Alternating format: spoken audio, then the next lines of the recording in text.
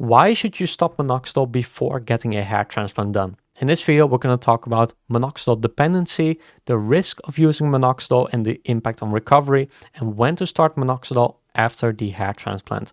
My name is Jesse and I've got a hair transplant done and went my hair from looking like this to looking like this. I've also helped over 300 men to overcome the hair loss as well. In this video series, I'm telling you everything you have to know about hair transplants. Let's go. So why should you stop minoxidil before getting a hair transplant done? Well, the first question is, what's the actual problem with minoxidil before a hair transplant?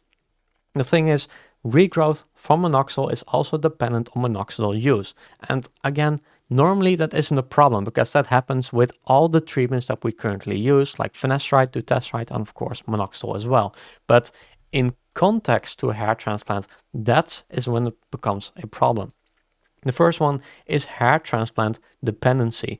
And so if you have regrown a lot of hair using minoxidil, then those hairs also depend on minoxidil use.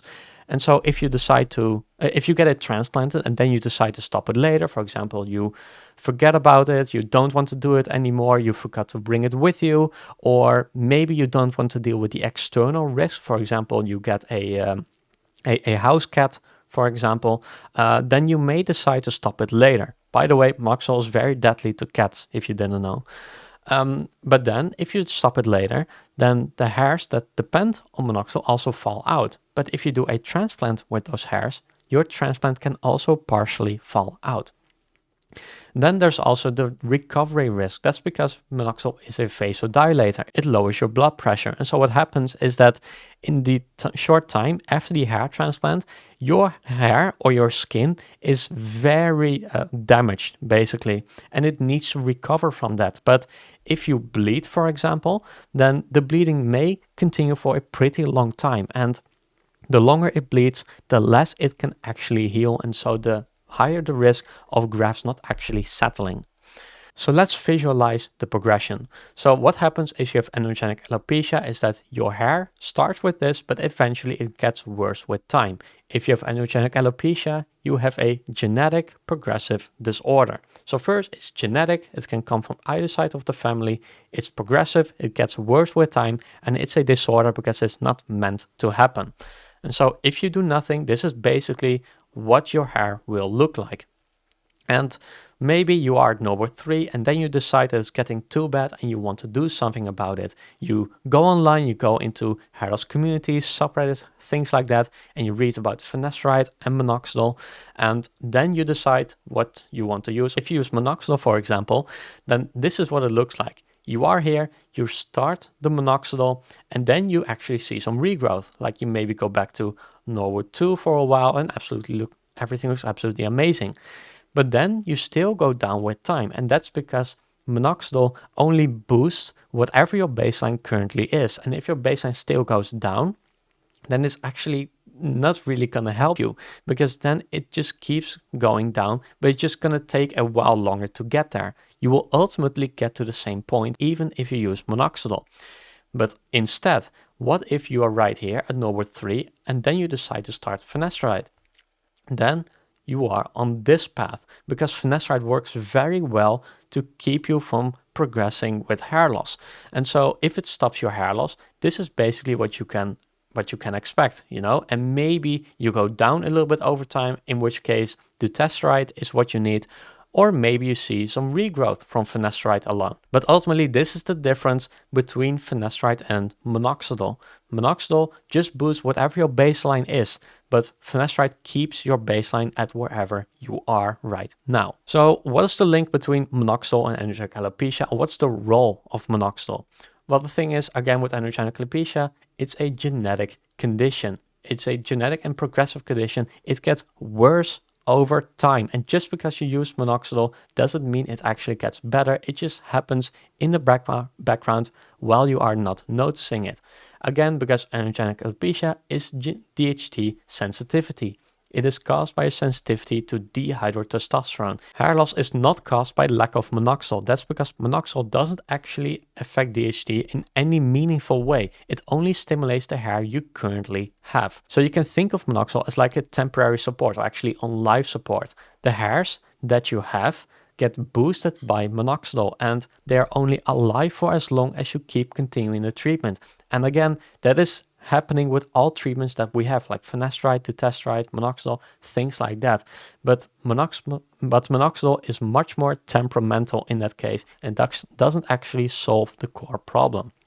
So once you stop the life support, the hairs often die again. And if you get a transplant done with minoxidil, then those hairs that have been transplanted from the back of your head all the way into the front, well, if you stop minoxidil, then that hair just goes back to its normal state, which means that it will likely die again, and it will disappear, and it will make your hair transplant look worse.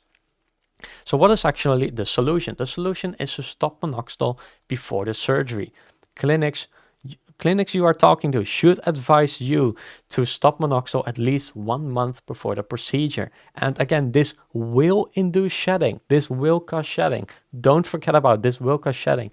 But only the weak hairs will shed, and then you are left with the actual foundation. And if you have been on finasteride for a very long time, you know exactly what your foundation looks like, and that's a foundation you can actually build on. And this ensures that only the strong and independent hairs are transplanted. And I will count on independent because with finasteride use, even with finasteride use, you still make sure that you keep the gains, or you keep your baseline over time. Like, it is not a fake boost, it's a foundational change. And this makes sure you get a lasting result, because if you have been on finasteride for a very long time, you know the foundation that you have, and that's a foundation you can build on. But instead, if you rely on minoxidil, you only cover up the problem while it is getting worse in the background.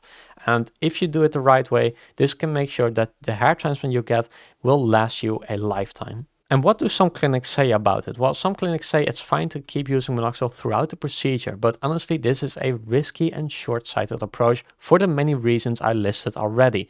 Because again, if you depend on minoxidil, then if you stop the minoxidil later, then you will keep going back to baseline, and the transplanted hairs that have been relying on minoxidil also go back to the normal state, which is most likely that they will disappear. And of course, life happens. There are many reasons to stop minoxidil, and I'm not faulting you for stopping it. It's absolutely fine if you don't want to take it anymore.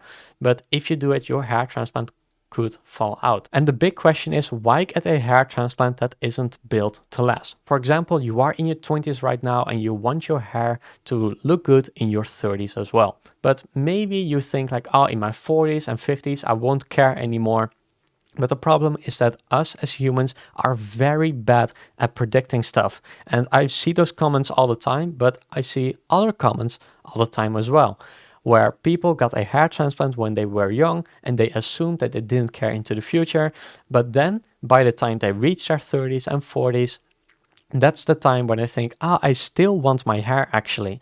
And that's the thing you want to aim for. You want to get a transplant that is built to last. You want to make sure that even if you change your mind in the future, you want the option to change your mind. You don't want nature to force it on you. And so for the final thoughts, when can you start minoxidil after the hair transplant? Well, it's just fine to start minoxidil like a month after the hair transplant, because that's when all the healing has been done, and then the bleeding isn't as much of a risk anymore. Then you also want to be aware of the minoxidil before and afters, because not all clinics disclose minoxidil use. So let's say you are not on finasteride, or maybe you are only on finasteride right now, and you get a hair transplant done, and then the clinic tells you to start minoxidil a month after the hair transplant, which is fine, of course, I'm not against it. But minoxidil can also result in lots of hair regrowth, but that regrowth isn't because of the hair transplant. It is just adding a little bit of density.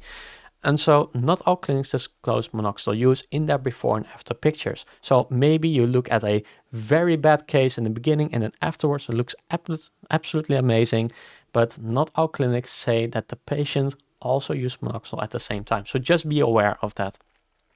And in the end, just focus on the foundation. Know the difference between finasteride and minoxidil in the earlier example I shared of the baseline going down or actually maintaining the baseline.